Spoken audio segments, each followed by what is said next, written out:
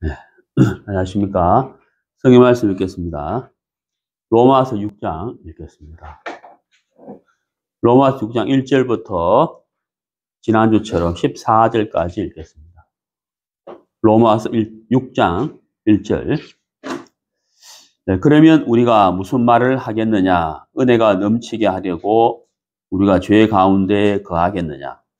결코 그럴 수 없느니라. 죄를 향해 죽은 우리가 어찌 그 가운데서 더 살겠느냐? 예수 그리스도 안으로 침례를 받은 우리가 다 그분의 죽음 안으로 침례를 받은 줄을 너희가 알지 못하느냐? 그러므로 우리가 죽음 안으로 침례를 받아 그분과 함께 묻혔나니 이것은 그리스도께서 아버지의 영광에 의해 죽은 자들로부터 일으켜지신 것 같이 그렇게 우리도 생명의 새로움 속에서 걷게 하려 함이라.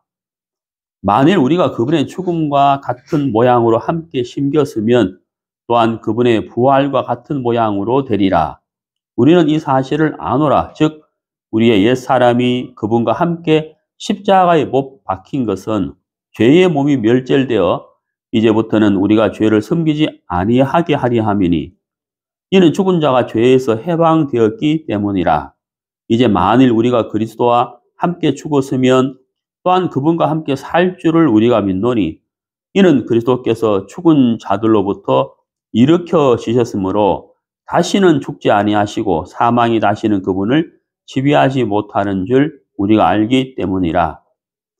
그분께서 죽으신 것은 죄를 향해 한번 죽으신 것이요 그분께서 살아 계시는 것은 하나님을 향해 살아 계시는 것이니 이와 같이 너희도 너희 자신을 죄를 향해서는 참으로 죽어 있지만 하나님을 향해서는 예수 그리스도 우리 주를 통해 살아있는 것으로 여길지어다. 그러므로 너희는 죄가 너희의 죽을 몸 안에서 군림하지 못하게 하여 몸의 정욕 안에서 죄에게 순종하지 말고 너희 지체들을 불의의 도구로 죄에게 내주지 말며 오히려 너희 자신을 죽은 자들로부터 살아난 자들로서 하나님께 드리고 너희 지체들을 의의 도구로 하나님께 드리라.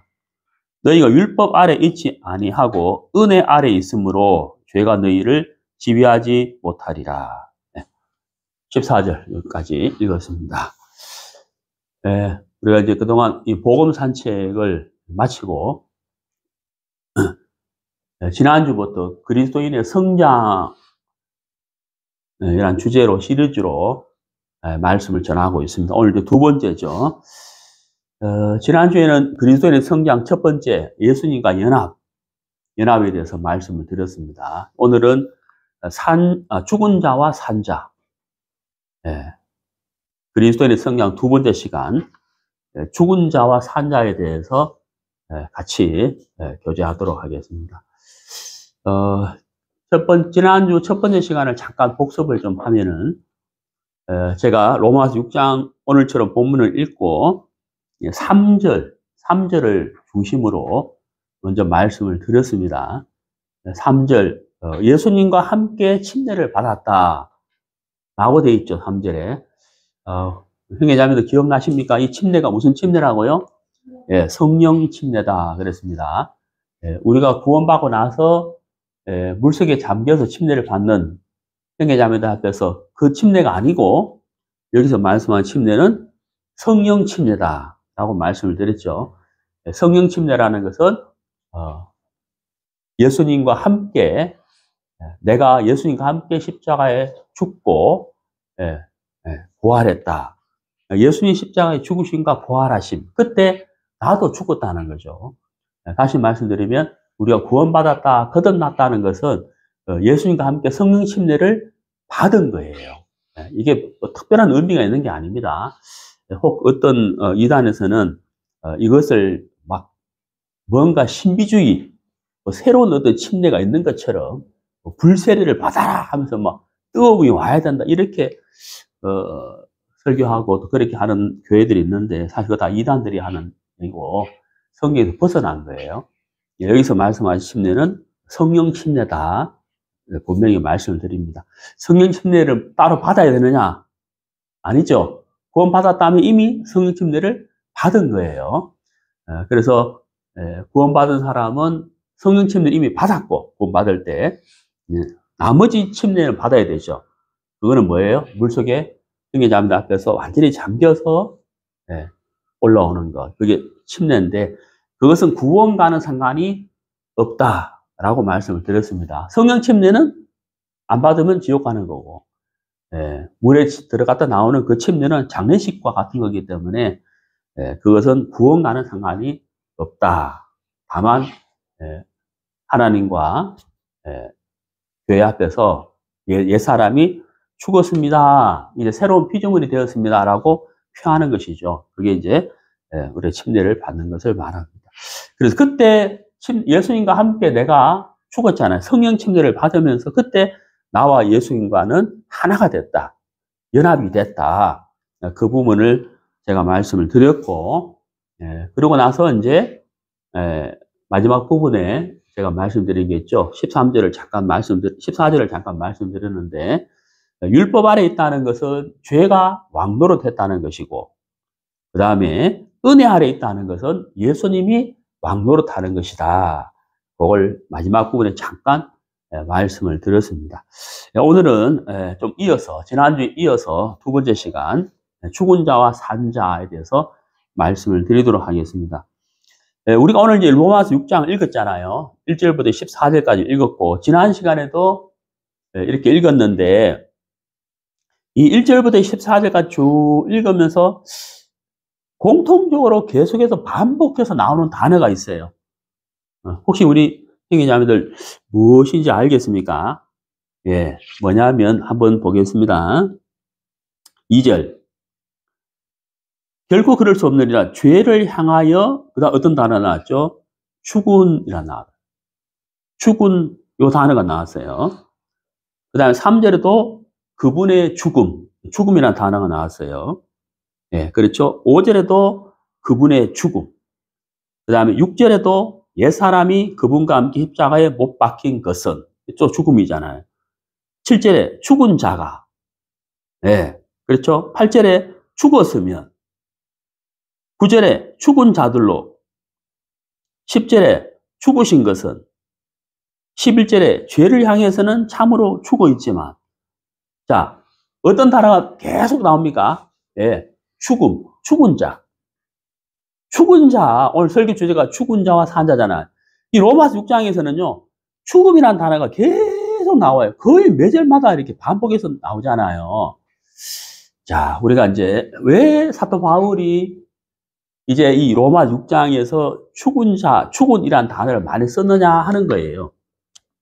제가 지난 시간에도 말씀드렸지만, 로마서 1장과 2장과 3장 초반부는 유대인과 이방인의 죄에 대해서 기록을 했고, 3장과 4장과 5장은 하나님의 의에 대해서, 복음이죠. 하나님의 의를 우리가 어떻게 얻는지에 대해서 기록을 했고, 6장과 7장은 성화, 그리스도의 성장에 대한 성화에 대해서 기록이 되어 있고, 로마서 8장은 성화 및 영화에 대해서 기록이 됐다라고 말씀을 드렸죠. 그러니까 6장과 7장은 그리스도의 성장에 대해서 바울이 기록한 말씀이거든요. 그러니까 성화죠.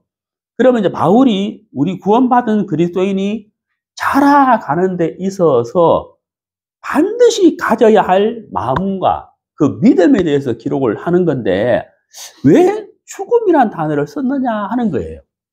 왜 죽음을 계속 또 반복했냐는 거죠. 이것은 분명 우리 구원받은 그리스도인의 신앙의 성장에 있어서 필수적인 것이다. 정말 중요한 것이기 때문에 바울이 계속해서 같은 단어를 쓰면서 강조하는 거거든요. 정말 이해가시죠? 그래서 이 죽음에 대해서 우리가 분명한 우리 마음에 이 메시지, 이 믿음이 있을 때 우리도 신앙생활의 성장에 대해서 굉장한 그 도움이 된다는 사실을 먼저 말씀을 드리겠습니다. 자, 신약성경 에베소서 2장 10절을 같이 보시겠습니다. 네, 신약성경 에베소서 2장 10절. 네, 여기 보시면 하나님께서 우리를 만드신 목적에 대해서 나와 있어요. 자, 하나님이 왜 사람을 지으셨느냐? 네, 창조의 목적이 나와 있는데 같이 보시죠. 에베소서 2장 10절입니다. 우리는 그분의 작품이요, 그리스도 예수님 안에서 선한 행위를 하도록 창조된 자들이니라. 하나님께서 그 선한 행위를 미리 정하신 것은 우리가 그 행위 가운데서 걷게 하려 하심이니라. 이렇게 되어 있죠. 하나님이 우리를 창조하신 목적이 여기 나와 있습니다. 그게 뭡니까? 그리스도 예수님 안에서 선한 행위를 하도록 창조된 자들이다. 이렇게 되어 있죠.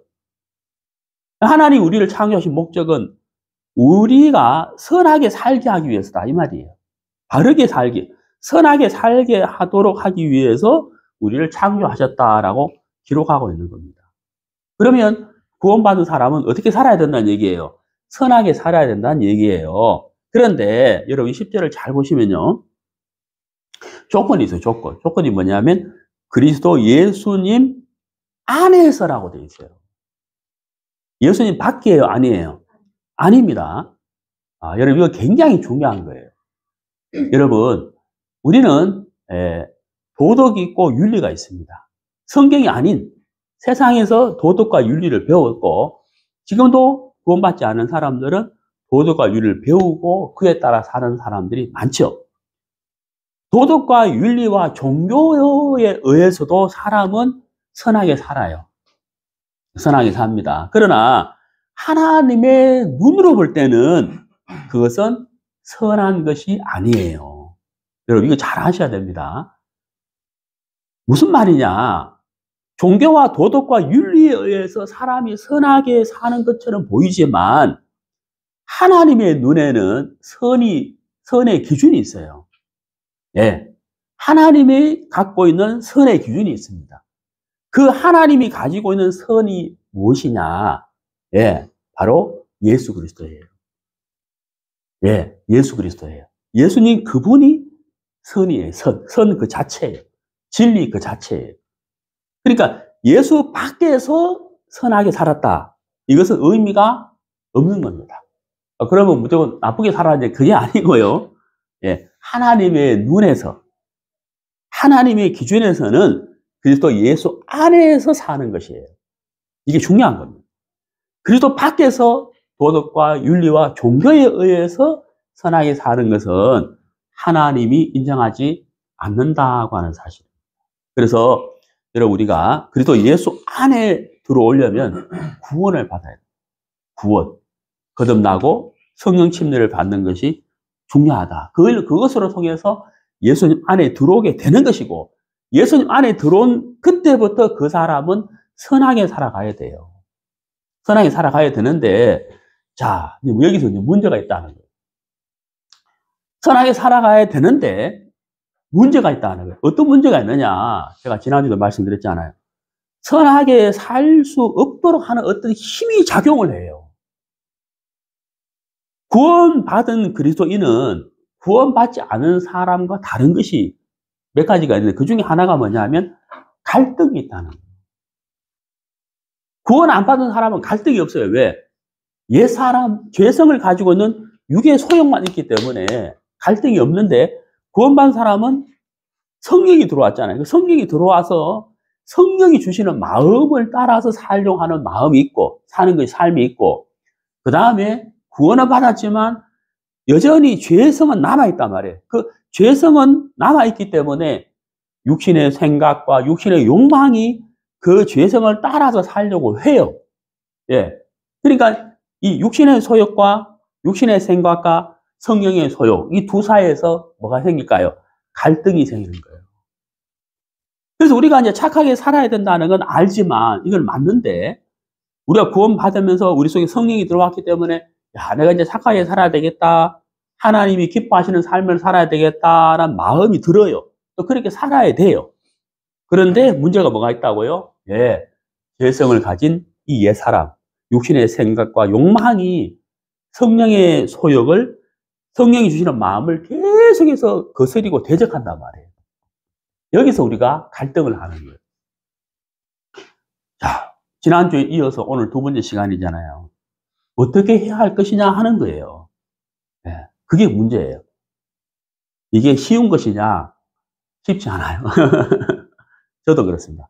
저도 이렇게 신앙을 하고 말씀을 전하지만 또 이 말씀을 전하고 있잖아요. 지금 이 시간에. 제가 결론적으로 말씀드리지만 쉽지는 않다.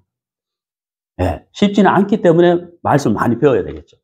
왜 쉽지 않느냐 알면서도, 예, 저도 이제 제 아내하고 다툰다든지 뭐 싸운다든지 그러면 이제 마음이 막 좀 무거워지는 거예요. 야, 내가 구원받은 사람인데, 내 속 성령이 계시는데, 내가 착하게 살아야 되는데, 내가 왜 이러지? 어? 이렇게 이제 마음이 이제 무거워진다는 거예요. 그리고 또 어때요?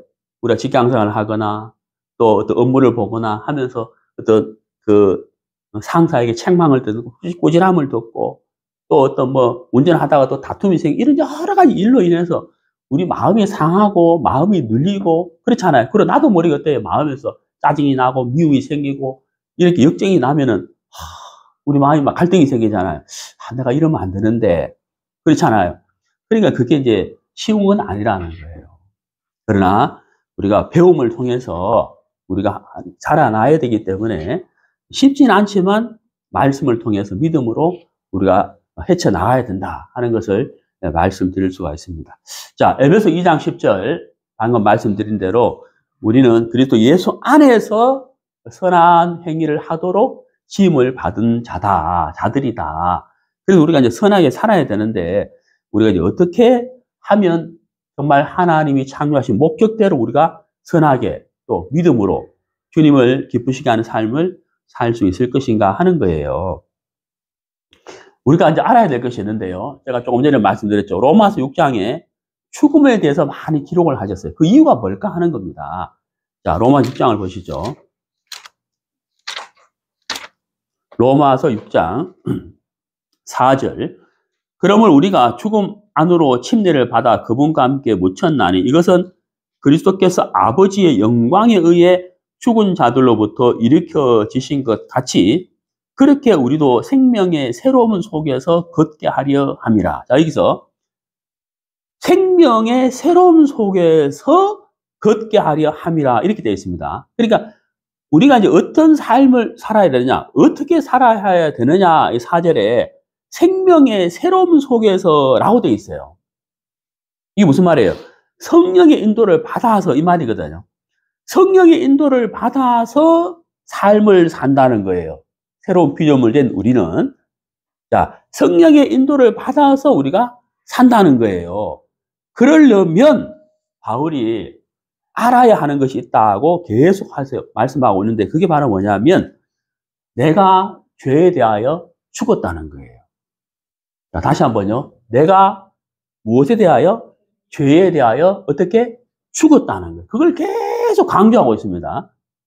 매 절마다 죽음이라는 단어 나오잖아요. 한마디로 말하면 내가 죄에 대하여 죽었다는 거예요. 누구처럼? 예수님처럼. 예수님이 죄에 대하여 죽고 하나님에 대하여 살았다는 거예요. 그런 것처럼 우리가 예수님과 연합됐잖아요. 성령 침례를 통하여 예수님과 연합이 됐기 때문에 우리도 어때요? 죄에 대하여 죽고 하나님에 대하여 살았다는 거예요. 이것에 대하여 무엇을 가져야 되느냐? 믿으라는 거예요. 뭐 하라고요? 믿으라는 거예요. 여러분 11절 끝에 보세요. 11절 끝에 예수 그리스도 우리 주를 통해 살아있는 것으로 뭐라고요?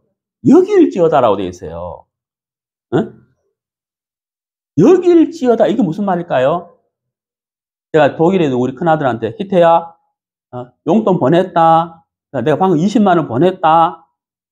그 희태는 뭐라고 그래요? 그 통화를 통해서 아빠가 20만 원 보냈으니까 내 통장에 20만 원 들어왔네 라고 여긴다는 거예요.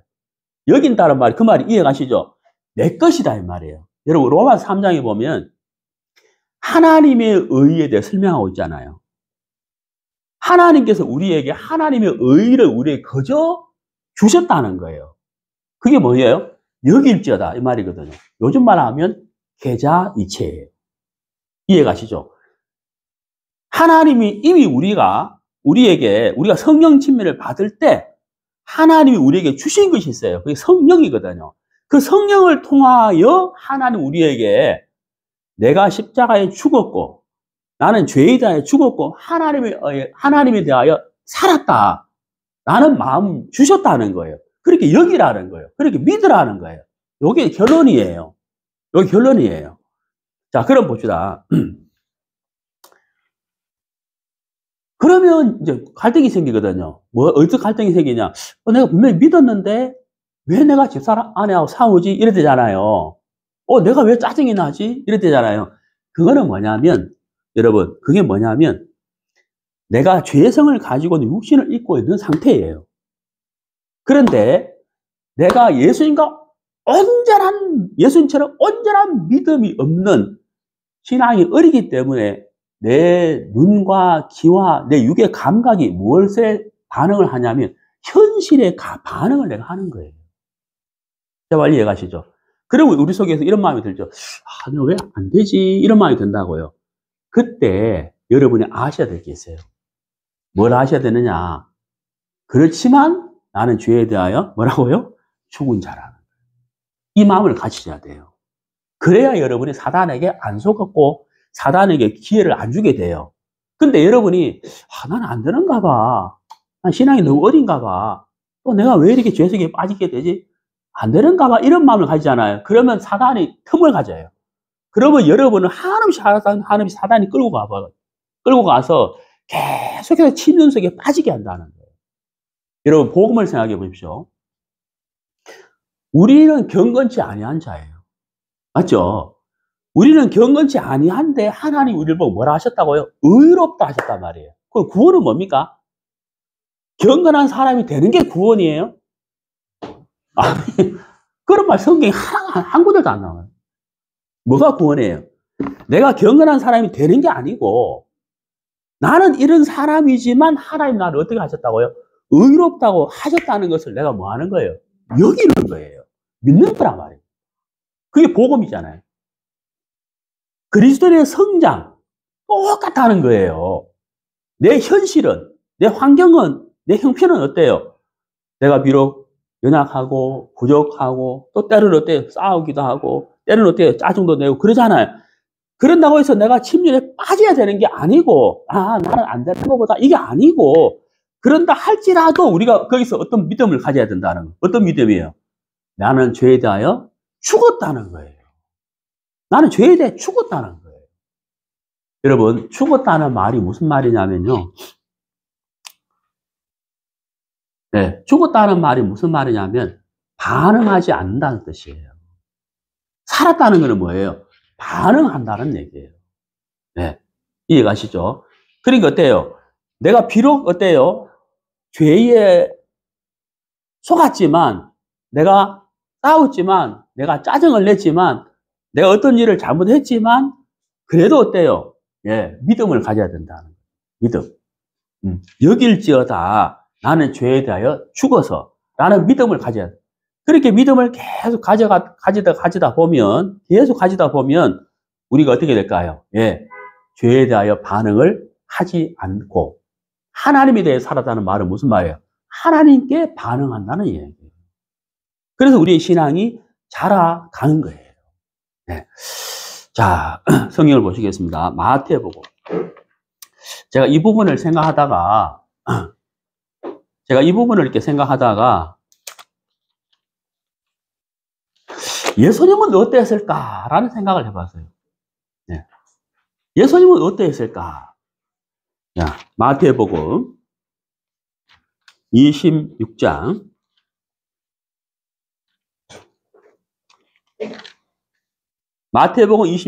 37절 36절부터 보겠습니다. 그때에 예수님께서 그들과 함께 게세마네라 하는 곳으로 가셔서 제자들에게 이르시되 내가 저 너머에 가서 기도할 동안 너희는 여기 앉아 있으라 하시고 베드로와 세베대의 두 아들을 데리고 가시면서 비로소 슬퍼하시며 몹시 괴로워하시더라. 그때에 그분께서 그들에게 이르시되 내 혼이 심히 슬퍼 죽을 지경이니 너희는 여기에 머물며 나와 함께 깨어 있으라 하신 뒤 조금 멀리 가셔서 얼굴을 땅에 대고 엎드린 채 기도하여 이르시되 오 내 아버지여 가능하시거든 이 잔을 내게서 지나가게 하시옵소서. 그러나 내가 뜻대로 하지 마옵시고 아버지께서 뜻하시는 대로 하옵소서 하시고는, 자, 이렇게 되어 있죠. 자, 여러분, 제가 이 말씀을 준비하면서요, 예수님은 어떠했을까라고 생각을 해봤어요. 제가 조금 전에 말씀드렸잖아요. 저도 잘 안 된다는 거예요. 저도 때로는 제 아내하고 다투기도 하고, 예, 역정을 내기도 하고, 그런다는 거예요. 그럼 막 낙심도 된다는 거예요. 그런데, 야, 이게 믿을지가 죄에 대한 내가 죽었다. 그때마다 내가 죄에 대한 죽었다고 또 이제 벗어나고 이렇게 하는데, 예수님은 어땠을까라는 생각이 들더라고요. 그래서 한번 찾아봤다고요. 바로 오늘 방금 이 말씀입니다. 여러분, 여기 이제 보세요. 몇 절을 보시냐면 38절 보세요. 38절에 내 혼이, 여러분 우리가 여기 킹 제임스 성경을 볼 때 조금 혼돈스러운 부분이 있을까 싶어서 말씀드리는데, 여기서 킹 제임스 버전 신약 성경에서 번역한 이 혼이라는 말은 여러분 나라고 생각하면 돼요. 간단합니다. 나. 뭐라고요? 나. 그냥 나예요. 나. 혼. 내 혼이, 그러니까 내가 이 말입니다. 심히 슬퍼. 이렇게 되지 않아요. 제가 아침에 영어 성경 찾아보고 요 단어를 영어를 찾아보니까 엄청나게 심히 슬퍼. 엄청나게 슬퍼서 얼마만큼? 죽을 지경이라는 거예요. 자, 여러분, 예수님도 지금 갈등을 하고 있습니까? 안 하고 있습니까? 예수님이 갈등을 하고 있어요. 예수님은 믿음의 창조주인데, 하나님 아들이시고 전지전능하신 분인데, 아니, 지금 예수님이 지금 너무나도 슬퍼, 얼마만큼? 죽을 지경이라 하고 갈등을 하고 있다는 거예요. 야, 제가 이걸 보면서요, 좀 위로가 되는 거예요. 야, 예수님도 이런 갈등을 하셨네. 자, 여기서 예수님이 왜 이런 갈등을 하실까요? 예수님이 입고 있는 이 육체가 우리와 똑같은 육체라는 거예요. 그러나 죄는 없는 분이시죠. 지금 이 장면은 어떤 장면이냐면 예수님이 십자가의 고난을 앞두고 있는 장면이에요. 이제 당신께서 십자가의 고난을 받으실 것을 아시고 겟세마네 동산에서 기도하시는 거예요. 그 기도의 내용이 뭐냐? 가능하면 할 수만 있다면 십자가의 고난을 안 받고 싶다는 거예요. 왜? 세 가지 때문에. 첫 번째가 뭐냐? 첫 번째는 엄청난 고통 때문이에요. 그 십자가의 형이 얼마나 고통스러운지를 예수님이 아셨기 때문에 피하고 싶은 거예요. 이게 첫 번째. 두 번째가 뭐냐? 하나님은 예수님을 십자가에서 저주하실 거예요. 그걸 예수님은 아셨어요. 저주를 받아야 되는 것이 이게 또 예수님의 굉장한 고통이에요. 그 다음 세 번째는 뭐냐? 십자가에서 예수님은 버림을 받아야 된다. 예. 실제로 예수님은 십자가에서 버림을 받으셨죠. 하나님 예수님을 버리신 거예요. 그리고 실제로 하나님은 예수님을 십자가에 못 박힌 예수님을 저주하셨죠. 예. 갈라디아서 3장 13절 보시겠습니다. 갈라디아서 3장 13절. 그리스도께서 우리를 위해 저주가 되사 율법의 저주에서 우리를 구속하셨으니 우리를 위해 저주를 받으신 거예요. 예수님이. 갈라디아서 3장 13절에 예수님이 뭘 받으셨다고요? 저주를 받으신 거예요. 누구 때문에? 우리가 받아야 할 저주를 예수님이 대신 받으신 거예요. 그렇죠? 그 다음에 이제 버림받은 거. 마태복음 27장을 잠깐 보실까요? 마태복음 27장 46절.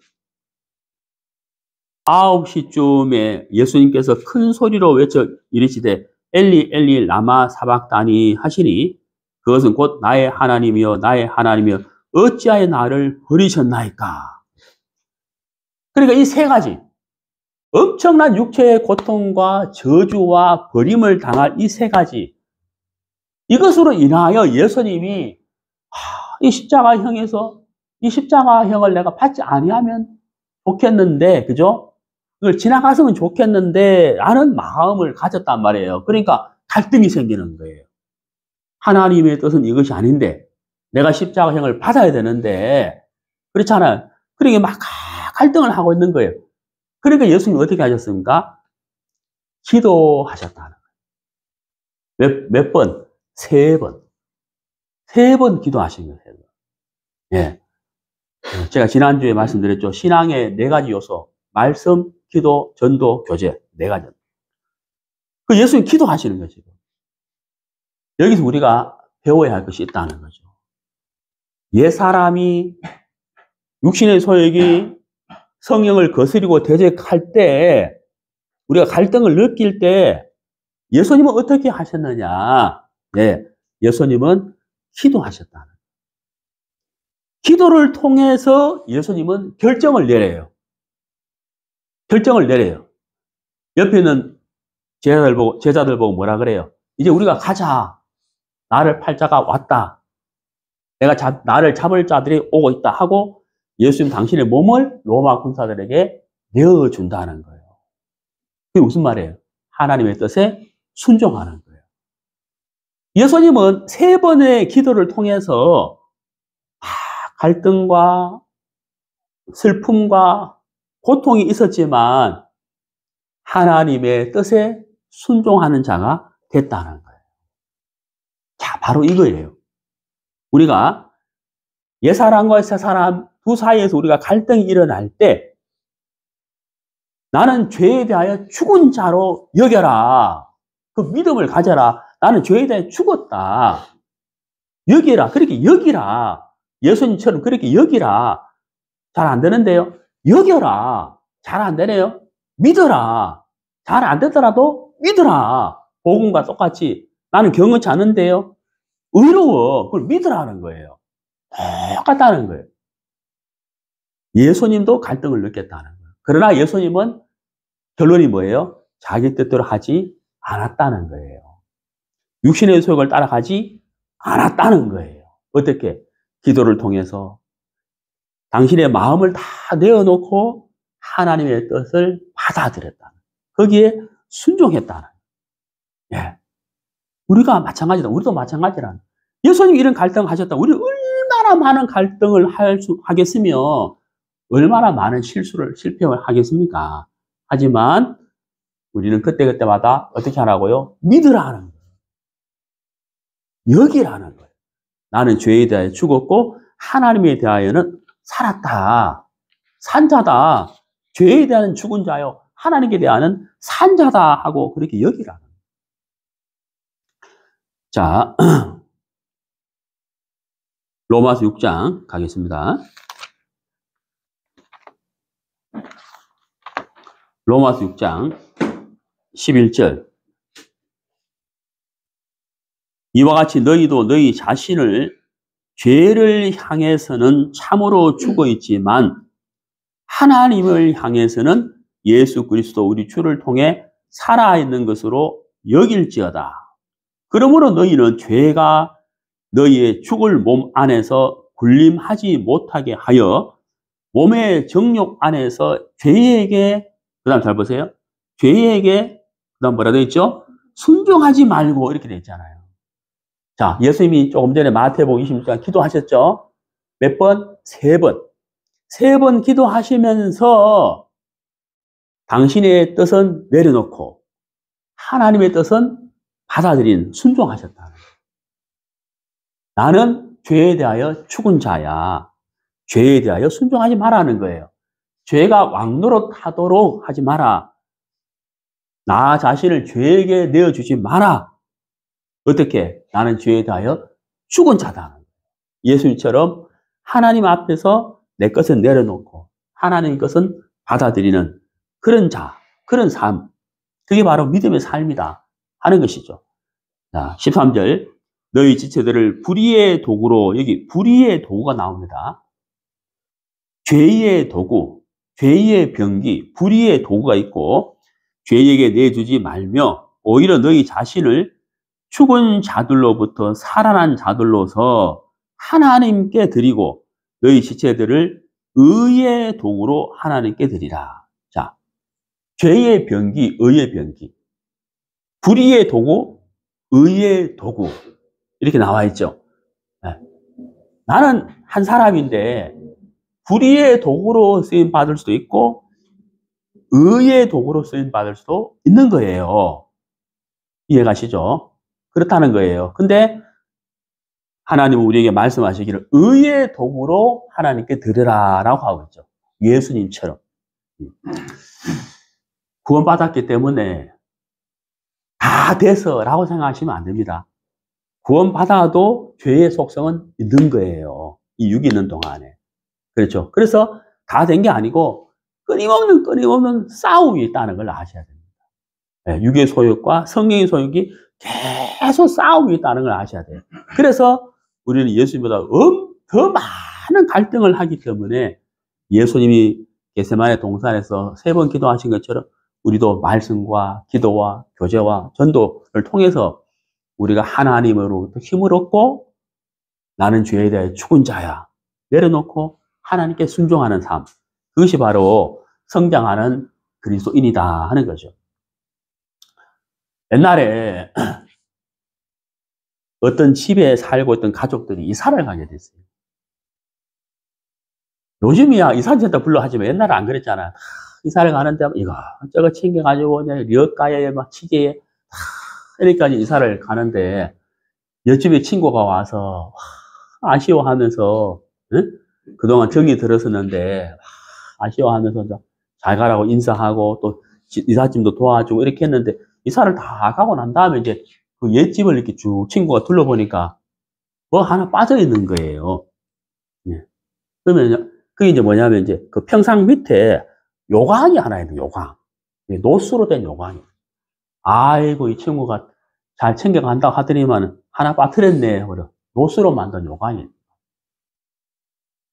그래가지고 얼마 뒤에 이 친구가 이제 이사간 친구를 찾아간 거예요. 아이고, 새로운 동네 가서 이사했다 하니까 이제 축하도 할 겸 봐서 이제 인사차 이제 이사를 가면서 선물을 하나 들고 가는 거예요. 아이고, 그래 자네 이사하고 잘 지냈는가 하고는 이제 선물 하나 갖고 왔네 하고 딱 밥그릇을 하나 탁 주는 거예요.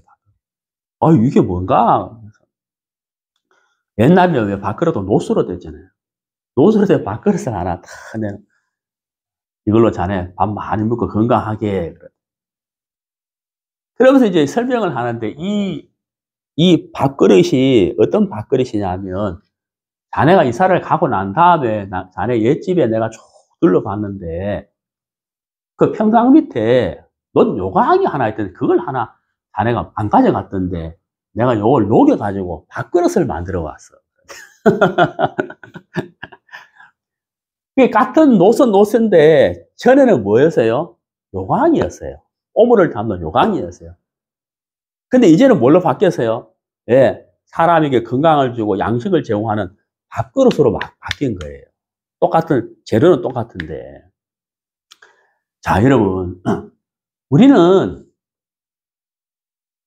예수님을 알기 전에는 죄의 종로로 타면서 살았어요. 예, 우리 옛사람은. 우리가 구원을 받으면서 성령이 우리 마음에 들어왔잖아요. 성령이 우리를 이끌어가는 삶으로 바뀌었다는 거예요. 이 육체는 똑같은 육체지만 전에는 죄가 왕노로 됐고 지금은 예수님이 왕노로 타는 삶으로 바뀌어버린 거예요. 그래서 전에는 불의의 도구, 죄의 도구로 이 육체가 쓰임받았어요. 죄의 병기로, 불의의 도구로. 이제 우리가 구원을 받음으로 이거는 이제 의의 도구로, 의의 병기로 바뀌었다는 거예요. 우리가 복음을 전하러 어디 가잖아요. 일산을 간다든지, 남해를 간다든지, 원주를 간다든지, 내 몸이 가야 되지 않습니까? 내 몸이. 맞죠? 이 몸이 의의 병기로 쓰임을 받는 거예요. 예. 같이 교제한다든지, 신방을 가다든지, 일단 몸이 가야 되는 거잖아요. 의의 도구로 쓰임을 받는 거예요. 왜? 우리 속에 성령이 있고, 내가 그 성령의 인도를 받기 때문에 이 몸은 의의 도구로 쓰임을 받는다는 거예요. 그래야 우리 마음에 계속해서 어떤 믿음을 가져야 되겠어요? 나는 죄에 대하여 죽었다.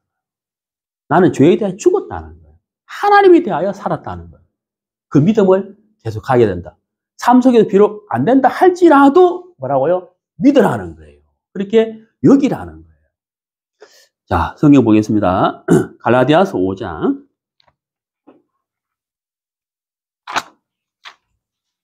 갈라디아서 5장.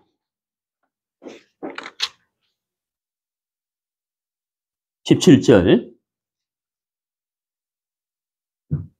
육신은 성령을 대적하여 욕심을 부리고 성령은 육신을 대적하나니 이들이 서로 반대가 되므로 여기 이제 반대라고 되어 있어요. 정말 그래요. 육신의 소욕과 성령의 소욕은 완전 반대예요.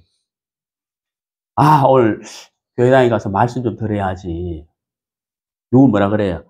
아유, 뭐 하루 좀 쉬지 뭐 이런 만성이잖아요. 예? 네.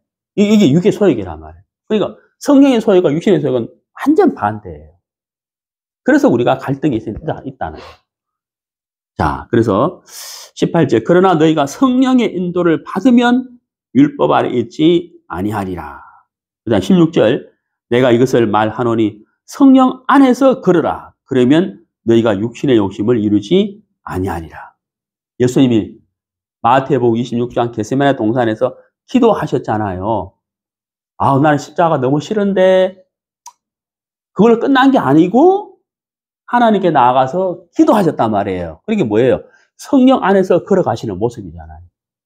그렇죠? 그래서 내 뜻은 내려놓고 하나님의 뜻에 순종하는 것. 그렇죠? 나는 죄에 대하여 죽었다는 믿음이죠. 자, 그 다음에 로마서 8장을 보시겠습니다.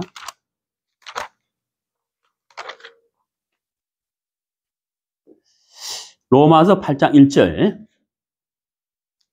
네, 그러므로 이제 그리스도 예수님 안에 있는 자들에게는 결코 정죄함이 없나니, 우리 개혁 성경에는 여기까지만 번역이 되어 있는데, 영어 성경에 보면요, 그 뒤에 요 문장이 있어요. 사실 이게 왜 빠졌는지는 저도 잘 이해가 안 가는데, 요 문장이 들어가야 이게 정말 우리에게 분명한 메시지를 전해주는 건데요. 제가 읽어볼게요. 다시 읽어볼게요. 그러므로 이제 그리스도 예수님 안에 있는 자들에게는 결코 정죄함이 없나니 그들은, 잘 들으세요. 그들은, 잘 보세요. 육신을 따라 걷지 아니하고 성령을 따라 걷느니라. 이렇게 되어 있습니다. 이 개혁한 게 여기 왜 빠졌는지 이해가 안 가는데 여기 들어가야 돼요. 영어 성경에 보면 킹제임스 이렇게 된 여기 맞거든 사실은. 자, 예수님 안에 있는 자에게는 결코 정죄함이 없는데 이들은 어떤 사람들이냐? 이 사람들은 어떤 사람들이냐? 육신을 따라 걷는 것이 아니라 그러죠. 조금 전에 갈라디아서 말씀처럼 육신의 소욕이 있잖아요. 그 육신의 소욕을 따라서 육신의 소욕에 자기의 자기 몸을 내어주는 자가 아니고 이 말이잖아요. 그렇죠. 의의 도구로 내어준 자잖아요. 어떤 사람들이에요? 성령을 따라 걷는 사람들. 갈라디아서에 성령의 소욕을 따라 걸으라 그랬잖아요. 예수님처럼. 그런 사람에게 정죄함이 없다 이 말이에요. 이해가십니까? 자, 우리가 죄 사함을 받았기 때문에 죄에 대하여 심판이 없는 것은 맞아요. 맞습니다. 그러나 우리가 신분상으로는 하나님의 자녀가 됐죠. 그러나 우리가 죄성을 잊고 있는 육신을 잊고 있기 때문에 이것을 잊고 신앙을 하고 있단 말이에요. 그러면 우리가 옛사람의 소욕을 따라서 육신의 소욕을 따라서 살아버린다면 하나님 앞에 책망이 있어요. 있습니다. 이거는 없는 게 아니에요. 잘 아셔야 됩니다. 죄 사함을 받았기 때문에 죄에 대한 심판은 없지만 그리스도인의 삶에 대한 심판은 있는 거예요. 여러분 요한계시록에 7개 교회가 나오죠. 예. 제가 자주 말씀드리잖아요. 요한계시록 7개 교회가 나오는데 책망을 받지 아니하는 교회가 있습니다. 어느 교회죠? 서머나와 필라델비아 교회예요. 예. 책망만 받은 교회가 있습니다. 어느 교회죠? 라오디게아 교회. 나머지 교회는 책망과 칭찬을 같이 받았어요. 그리고 또 한 가지. 하나님은 그들 교회에게 회개하라고 말씀하셨어요. 죄산 받았으니까 회개할 필요가 없다. 그건 잘못된 교리예요. 구원받은 사람도 잘못 살았을 때는 뭘 해야 될까요? 회개하셔야 돼요. 그것은 죄 사함을 받는 회개가 아니라, 정말 알아들으셨죠? 아니고 하나님과 나와의 관계에 대한 회개예요. 죄사함을 받기 전에 회개가 아니란 말입니다. 그러니까 구원받았는데 뭘 회개해? 잘못 알고 있는 거예요. 성경은 요한계시록 7 교회를 보고도 하나님이 뭐라 하셨다고요? 회개하라 했단 말이에요. 왜? 잘못 살았으니까 회개하라 그랬단 말이에요. 구원받은 사람으로서 잘못 산 것에 대해서는 분명한 회개를 하셔야 됩니다. 왜? 예수님이 요한계시록 책망까지 하셨잖아요. 교회를 보고. 이해가시죠?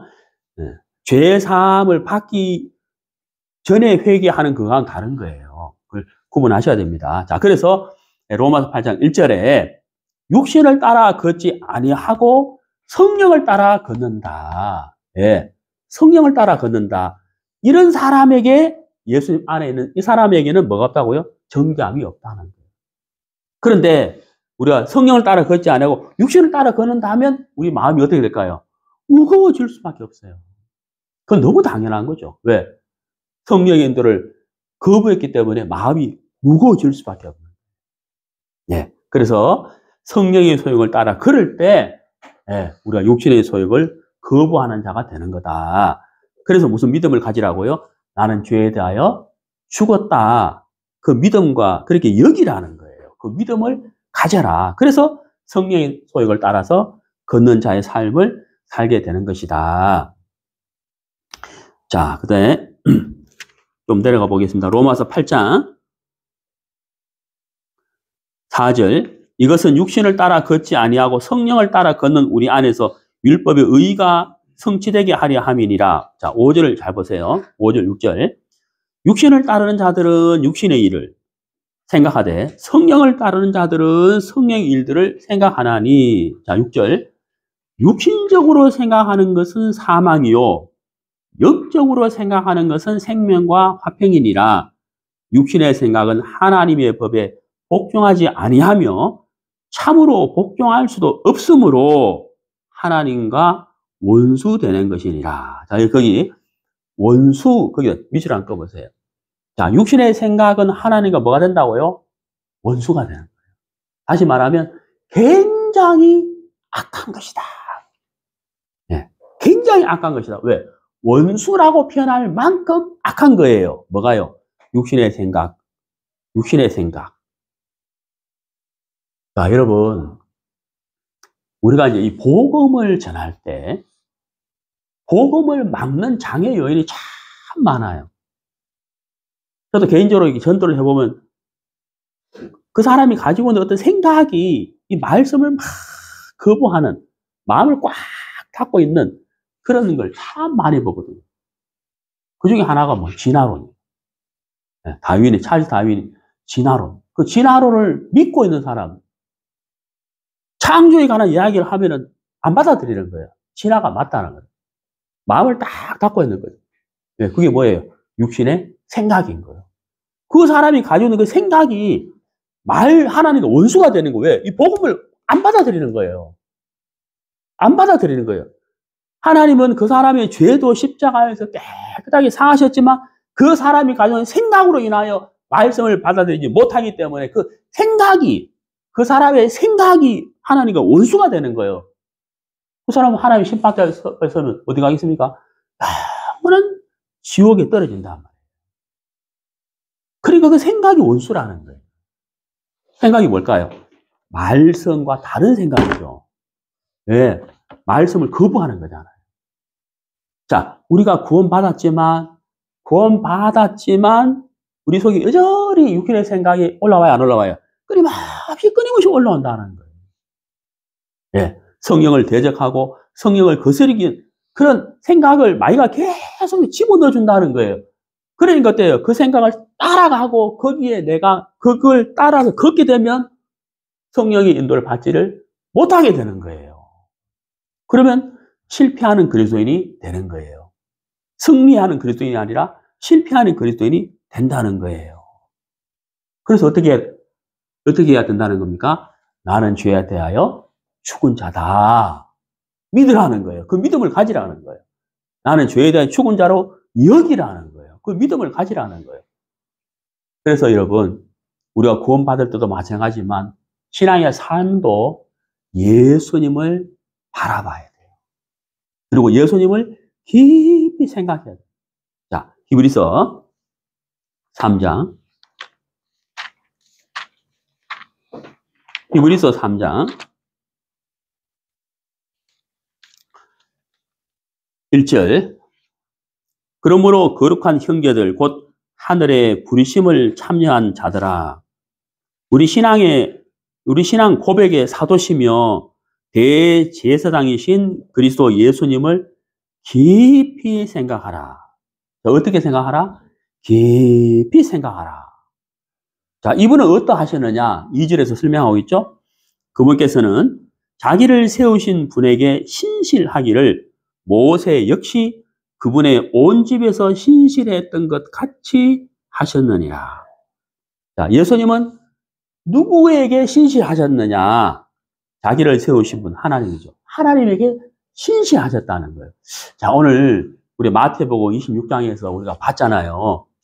예수님이 그 십자가 고난을 앞두고 예수님이 너무 괴로워서, 예, 너무너무 슬퍼서, 말할 수 없이 슬퍼서, 얼마만큼, 죽을 만큼 괴롭고 슬퍼서 겟세마네 동산에서 기도하셨다는 거예요. 몇 번? 3번. 그러나 그분은 하나님 앞에서 신실하셨던 분이기 때문에 그분은 어떠하셨어요? 당신의 뜻을 내려놓고, 그렇죠? 네, 내려놓고 하나님의 뜻을 받아들이는, 하나님 앞에 순종하는 자가 됐다. 신실했다는 거예요. 네. 자, 우리가 바로 이 신앙의 삶을 살아야 되는 거예요. 걸어가야 되는 거예요. 그 힘이 어디서 나온다? 나는 죄에 대하여 죽은 자요. 누구처럼? 예수님처럼. 하나님에 대하여는 산 자다 하는 거죠. 자, 우리 에베소서를 한번 보시겠습니다. 신약 성경. 에베소서 3장.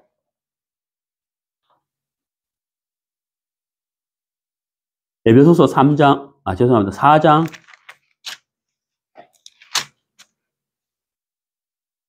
죄송합니다. 6장. 에베소서 6장입니다. 6장. 11절. 너희가 마귀의 관계들을 대적하여 설 수 있도록 하나님의 전신갑주를 입으라. 자, 이게 이제 마귀를 대적하여 이렇게 되어 있습니다. 마귀를 대적하여. 제가 이제 어릴 때 제가 살고 있던 집이, 이제 제가 고향이 포항인데요. 포항에 제가 살고 있던 집이 그냥 오래된 낡은 집이에요. 주택이에요. 그러니까 왜 옛날 집이 그렇잖아요. 이렇게 문 닫으면 그 문풍지 있잖아요. 한지로 만든 이 문풍지, 그 밖은 그냥 밖이에요, 그냥.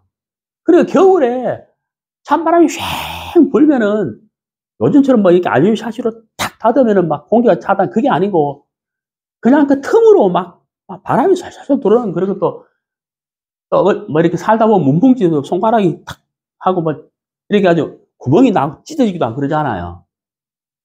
그죠? 요만큼 구멍이 나는데 그 사이로 찬바람이 막 얼마나 많이 들어오는지 몰라요. 너무 춥죠? 그래서 겨울에 방에 있으면서도 막 입을 뒤집어 쓰고 누워 있어야 돼요. 그러니까, 하면 이제 막, 예? 기운, 입에서 나간 그게 뭐예요? 막 그걸 뭐 어떻게 표현해야 되지? 하여튼 그래야. 막, 너무 추운 거, 그래서 입을 다 입을 여기까지 뒤집었으면 기가 막 시리고 있잖아요. 방에 있는데도. 너무 추웠다는 거예요. 그 외부의 공기를 막지를 못하는 거예요. 요즘은 집주할 때 어떻게 합니까? 단열을 막 얼마나 잘해요. 네, 새 아파트 가보면 막 단열 해가지고 여름에도 막 반팔 입고 그러잖아요. 단열. 딱 차단, 외부 공기를, 찬 공기를 딱 차단했다는 거예요. 여러분, 마귀가 우위를 넘어뜨리려고 할 때 틈을 본다. 성경에 보면 틈이란 단어가 있어요. 틈이 뭐예요? 빈틈 이러잖아요. 빈틈 없게 그러죠. 틈. 우리가 길을 걸어갈 때 간혹 돌뿌리에 걸려 넘어질 때가 있죠. 바위에 걸려 넘어지는 사람 봤습니까? 없어요. 요만한 돌뿌리에 걸려 넘어지죠. 맞아요, 맞아요. 맞습니다. 큰 돌에 걸려 넘어지는 사람 아무도 없거든. 왜? 큰 돌은 눈에 보이니까 어때요? 피해 가잖아요. 근데 작은 돌뿌리는 어때요? 눈이 안 보이니까 걸어가다가 다 걸려서 팍 넘어지는 거예요. 그런 것처럼 마귀가 우리를 공격할 때 틈을 노린다는 틈, 작은 틈, 예? 작은 구멍으로 찬바람 슉슉슉 막 들어오는 것처럼 작은 틈을 노리는 거예요. 그리고 우리가 아짜 하는 순간에 어때요? 마귀에게 기회를 줄 수가 있다 하는 거예요. 그래서 이 에베소 6장을 뭘 이야기하냐? 마귀를 대적하기 위해서 11절에 하나님의 전신갑주를 입으라. 이렇게. 전신갑주. 옛날에 왜 그 장수들이 전투하기 전에 투구, 갑옷, 창, 칼, 말, 방패, 그 전신갑주잖아요. 자, 보시죠. 14절. 그러므로 서서 진리로 너희 허리를 동여매고 의의 흉갑을 입으며 화평의 복음을 예비한 것으로 너희 발에 신을 신고 모든 것 위에 믿음의 방패를 취해 그것으로 너희가 능히 그 사악한 자의 모든 불화살을 끄며 구원의 투구와 성령의 금, 곧 하나님의 말씀을 취하라. 자, 여기 보세요. 16절에 방패라는 단어가 나왔어요. 방패. 방패가 뭐예요? 적의 공격을 뭐 하는 거예요? 막아주는 거잖아요. 맞죠? 근데 방패가 어떤 방패라고요? 믿음. 그러니까 마귀의 공격을 막아주는 것이 뭐라고요? 믿음이라는 거예요. 믿음. 여러분 보세요. 구원받지 않은 사람들 복음을 막 설명하는데 저한테 이런 얘기하는 사람 정말 제가 많이 만나봤거든요. 예수님이 단번에 영원한 속죄를 이루셨습니다. 하나님 우리에게 하나님의 의를 그저 주신 겁니다. 여기 로마서 4장에 뭐라 되어 있습니까? 하나님 우리를 의롭다 하셨잖아요. 이렇게 설명을 하면 그렇지만 죄를 짓잖아요. 이런다는 거예요. 죄를 짓으면 죄인이지 어떻게 의롭습니까? 죄를 짓는데요. 그게 아니고 또 설명하자. 그건 그렇지만 죄를 짓지 않습니까? 어떻게 뻔뻔하게 의롭다고 할 수 있습니까? 우린 죄인이에요. 사도 바울 때 죄인들 했지 않습니까? 막 이런다고요. 그러니까 이제 말씀을 이제 안 받아들이는 거예요. 말씀을. 성경을 자기 눈으로 보면서도 이거 안 받아들인다는 거예요. 선생님 그게 아니라 여기 성경 여기 읽어보시죠. 그건 그렇지만 하면서 이제 더 모르고 이야기합시다. 이런다. 교제가 안 되죠. 너무 답답한 거예요. 네. 결국은 뭐예요? 믿음을 안 가지니까 마귀가 그 사람을 어떻게 해요? 너무 쉽게 공격해버리잖아요. 맞아, 네 생각이 맞아. 그러면서 이제 뭐 당신은 이단이네요. 이러면서 자기를 이제 위로하는 거예요. 내가 옳다. 말씀에 대한 믿음이 없기 때문에 사단이 주는 그 공격을 그대로 받아들이는 거예요. 받아들일 수밖에 없어요. 네. 여기 방패가 뭐다? 믿음이잖아. 믿음. 막아주는 거. 적의 공격을, 마귀의 공격을 막아주는 게 뭐다? 방패. 무슨 방패? 믿음. 믿음의 방패. 그러니까 뭐예요? 나는 죄에 대하여 죽은 자로 여기라는 거예요. 네? 내가 비록 잘못했지만 죄에 대해 죽은 자로 믿으라는 거예요. 그래야 우리가 어때요? 일어서는 거예요. 예, 일어서는 거예요. 그 다음에 또 보세요. 방패만 있으면 안 되죠. 공격도 해야 되잖아요. 공격. 방패용 무기가 있고 공격용 무기가 있죠. 공격도 해야 되잖아요. 뭐를 공격합니까? 거기 보십시오. 네. 17절. 구원의 투구와 성령의 금 그랬죠. 칼. 칼은 뭐예요? 공격하는 거잖아요. 뭘로? 네, 말씀. 네. 믿음과 말씀. 믿음은 방패. 말씀은 뭐예요? 공격. 네. 그래서 이 말씀은 그 사람의 생각을 찔러 쪼개는 거예요. 그게 아닙니다. 진화론이 아니에요. 당신 생각이 악한 겁니다. 여기 성경을 보십시오 하고 말씀으로 그 사람 마음을 찌르는 거예요. 생각을 버리십시오. 내려놓으십시오. 말씀을 인정하십시오. 우리가 그렇게 공격하잖아요. 네, 교제하는 거죠. 그래서 방패는 믿음, 공격하는 칼은 말씀. 이렇게 우리가 전신갑주를 취해라. 네. 복음의 신발과 투구 이렇게 완전 무장하는 거죠. 왜? 마귀가 틈을 노리기 때문이다 하는 거예요. 자, 오늘 이제 로마서 6장 그리스도의 성장 두 번째 시간 산자와 죽은 자. 자, 죽은 자와 산자. 자, 다시 한번 같이 생각해 봅시다. 우리는 죄에 대하여 죽은 자다. 하나님에 대하여는 산 자다. 죽었다는 것은 반응을 안 한다는 거고 산다는 건 반응한다는 거예요. 예수님은 마태복음 26장에서 당신의 뜻에 반응하지 않고 하나님의 뜻에 반응을 하셨죠.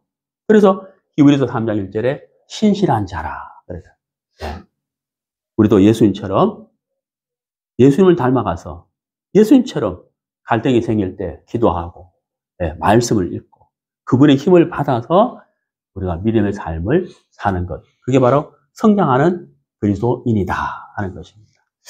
오늘은 여기까지 하고 다음 시간에도 그리스도의 성장, 로마서 6장, 7장, 8장을 가지고 계속 말씀드리겠습니다.